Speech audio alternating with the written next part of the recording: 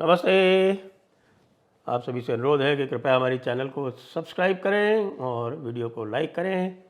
हमारे चैनल को 2 मिलियन पहुंचने में अब केवल 2 लाख सब्सक्राइबर्स बाकी हैं, तो आप जिन्होंने नहीं किया है वो सब्सक्राइब भी करें, अपने जो सब्सक्राइबर हैं वो दूसरों से भी करवाएं। लोकसभा में वक्फ अमेंडमेंट बिल पास होते ही योगी जी मैदान में उतर आए और योगी जी ने वक्फ बोर्ड को लैंड माफिया बता डाला। वैसे तो वो पहले से ही कहते रहे और उन्होंने उसको लैंड माफिया पूरी तरह से डिक्लेयर कर दिया। अब वो लैंड माफिया तो हो गया, लेकिन एक और जो है वो मेजर चीज़ हुई है। योगी जी क्या करेंगे उस पर हम बाद में आएंगे, लेकिन लास्ट में चलते चलते क्या हुआ कि भाई कल रात तो 2 बज गए। 2 बजे तक वो एनालिसिस भी नहीं हो पाई थी, क्योंकि 288 वोट आए 293 में से। तो ये भी स्पेकुलेशन हो रहा था कि भाई 5 लोग कौन है जिन्होंने वोट नहीं दिया। तो पता चला 5 लोगों में से एक तो मोदी जी स्वयं है, और एक मनोहर लाल खट्टर नहीं थे, और आपके चौहान साहब नहीं थे, और 2 और सांसद जो थे वो विदेश यात्रा पे, 2 महिलाएं हेमा मालिनी और कंगना रनावत। ये सब परमिशन लेके, मतलब मोदी जी को तो आप जानते हैं बैंकॉक गए हुए, क्योंकि बैंकॉक में वहाँ बिम्स्टेक का समिट है, और उनको इतना कॉन्फिडेंस था कि भाई ठीक है हम जा रहे हैं तो क्या हुआ, हमारे अमित शाह संभाल लेंगे, किरेन रिजिजू संभाल लेंगे, ये सब संभाल लेंगे पीछे से, मैनेजमेंट करने में इनको कोई समस्या नहीं है। दूसरे, चलते चलते एक ऐसा काम कर दिया किरेन रिजिजू जी ने कि भाई सबके हाथों के तोते उड़ गए, और वो उन्होंने एक अमेंडमेंट सरकार की तरफ से पेश कर दिया। और ये सरकार की तरफ से पेश किया इन्होंने क्लॉज नंबर 4 में, और क्लॉज नंबर 4A नया इन्होंने ऐड किया। क्या किया, ये जानना आवश्यक है। ये जानना इसलिए आवश्यक है क्योंकि इस क्लॉज के ऐड होने से बहुत सारी समस्याओं का निदान हो गया। जो 9 मुख्य मंदिरों की हम बात किया करते थे ना, वो 9 के 9 जो मंदिर हैं वो वक्फ से मुक्त हो गए। यानी कि अमेंडमेंट ये किया गया कि भाई ये 3D ये ऐड किया गया है क्लॉज 4A डाल के। वो ये ऐड किया गया है कि भाई एंशंट मॉन्यूमेंट्स प्रिजर्वेशन एक्ट 1904 और ancient monuments and archaeological sites and remains act 1958, इनके तहत जो भी संस्थाएं प्रोटेक्टेड हैं उनका वक्फ जो है वो ऑटोमेटिकली वॉइड हो जाएगा। प्रॉपर्टीज़, कोई भी वक्फ का नोटिफिकेशन है या आगे होगा वो अपने आप वॉइड हो जाएगा। तो भाई इसमें कौन कौन से आते हैं आपको बता चुके हैं ना हम। आप आरंभ कीजिए अदीना मस्जिद मुर्शिदाबाद बंगाल, अटाला देवी मस्जिद जौनपुर,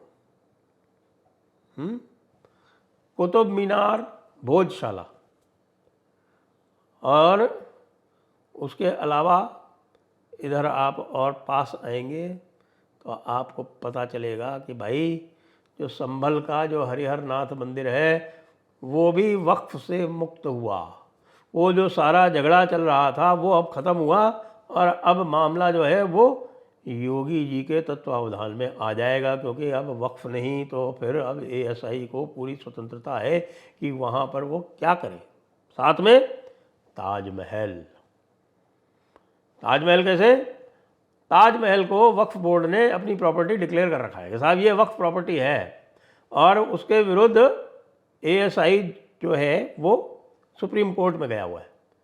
अब इसके आते ही ताजमहल से वक्फ बोर्ड का दावा समाप्त। और एक बार और बता दें आपको, इसके अलावा आपके जो है वो सिद्धपुर की जो सिद्धपुर का जो मंदिर है रुद्र महल है वो भी है, और कर्णावती यानी अहमदाबाद में जो माता का मंदिर है वो भी है। और ये वो मुख्य मंदिर हैं जो हमारी 9 की लिस्ट में शामिल है। पहले हमने लक्ष्मण टीला इसमें शामिल नहीं किया था, उसको भी शामिल करके वो 10 हो जाती हैं, लेकिन लक्ष्मण टीला की स्थिति दूसरी है। लेकिन एक और भी रास्ता है इसमें।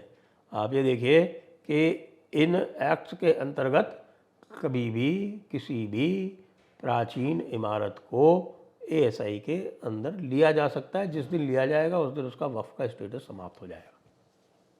तो मैं तो कहता हूँ कि काशी और मथुरा को भी ले लीजिए इसमें और इनका वक्फ का झंझट खत्म कीजिए, और उसके बाद फिर जो है वो अपने हिसाब से, क्योंकि एएसआई के अंतर्गत आते ही एक और फ़ायदा हो जाता है कि प्लेसेस ऑफ वर्शिप एक्ट भी एएसआई प्रोटेक्टेड मॉन्यूमेंट्स पर लागू नहीं होता है।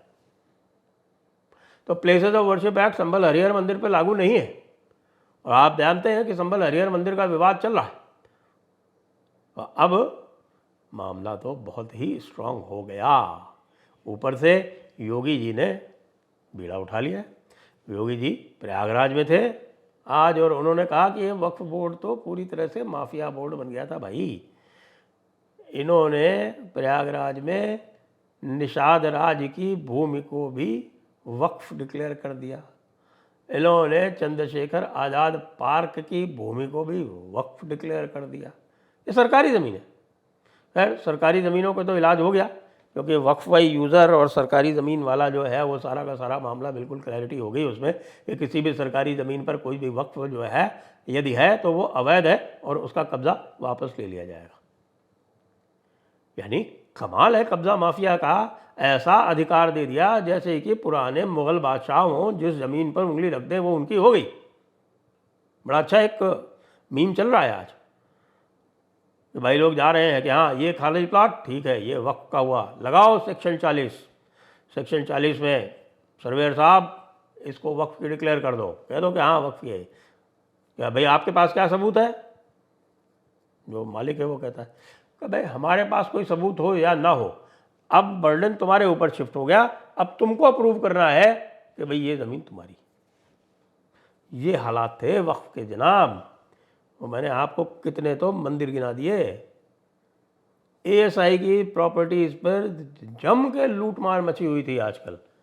आप ये बताइए, बीदर का किला वो संरक्षित है, उसके ऊपर अभी कुछ ही दिनों पहले कर्नाटका वक्फ बोर्ड ने दावा ठोक दिया कि हाँ भाई ये वक्फ की ज़मीन हो गई।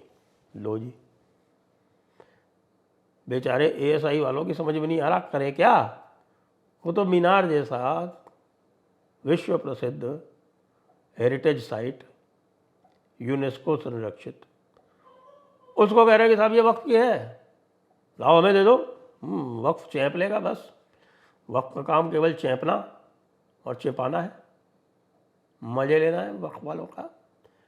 अब रोना पीटना मच रहा है। आज देखिए इस समय राज्यसभा की कार्रवाई चल रही है, और राज्यसभा में सबसे ज़्यादा कष्ट किस चीज़ से हो रहा है? सबसे ज़्यादा कष्ट 2 ही 3 चीज़ों से हो रहा है। एक तो ये कि साहब की प्रैक्टिसिंग मुस्लिम के अलावा कोई वक्फ नहीं कर सकेगा। आपको जानकर आश्चर्य होगा कि 2013 में जो अमेंडमेंट लाए थे उसमें यहाँ तक कर दिया था कि भाई सिख और मुसलमान भी अपनी ज़मीन वक्फ कर सकेंगे। क्यों? क्योंकि आप जो है वो किसी भी सिख की कह दो कि हाँ भाई ये भी वक्फ की गई थी किसी ज़माने में, आपके पिताजी ने ओरली कह दिया था।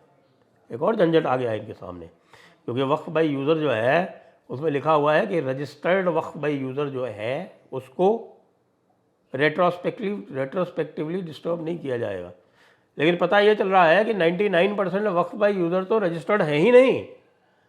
और एक और प्रावधान आ गया है कि साहब के जितनी भी वक्फ प्रॉपर्टीज़ हैं उनको सबको पोर्टल पर डॉक्यूमेंट्स के साथ में रजिस्टर करना पड़ेगा। वो डॉक्यूमेंट्स ही नहीं है।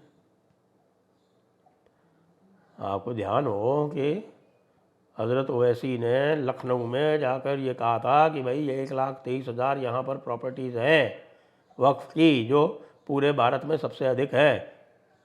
स्वाभाविक रूप से, क्योंकि उत्तर प्रदेश में ही सबसे ज़्यादा आतंक चला था इस्लामियों का, और ख़ास तौर से मुग़लों का। तो 1,23,000 में 1,12,000 का हमारे पास कागज़ ही नहीं है। अब करो जरा पोर्टल पे रजिस्टर।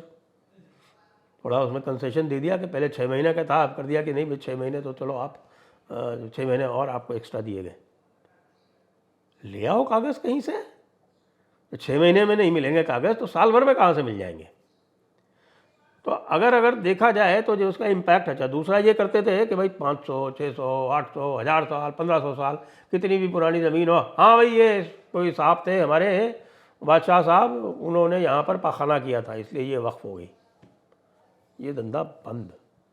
लिमिटेशन एक्ट लागू होगा। 12 साल से पुरानी आपकी मिल्कियत नहीं, उस ज़मीन पर आप अब दावा नहीं कर सकेंगे। इससे थोड़ा बहुत इनको नुकसान भी होगा, लेकिन हरकतें तो इनकी खुद की हैं ना। और बल्कि जानबूझ के कई स्थानों पर जो है वो इस तरह की ज़मीनें हैं ये पास ऑन होने देंगे, ये भी बता रहा हूँ मैं आपको, ये भी करप्शन होगा इसके अंदर। लेकिन इसके जो जहर के दांत थे वो जहर के दांत पूरी तरह से निकाल दिए गए। और आगे की कार्रवाई अब आप उत्तर प्रदेश में देखिएगा कि ये वक्फ प्रॉपर्टीज़ जो वहाँ थी, जिसमें एक स्टेटमेंट दिया गया था उत्तर प्रदेश सरकार की ओर से कि उसमें से 76% सरकारी है। अब आप देखिएगा कि योगी महाराज आगे चल के इस कब्जा माफिया का क्या ट्रीटमेंट करते हैं। जय हिंद, जय भारत, वंदे मातरम।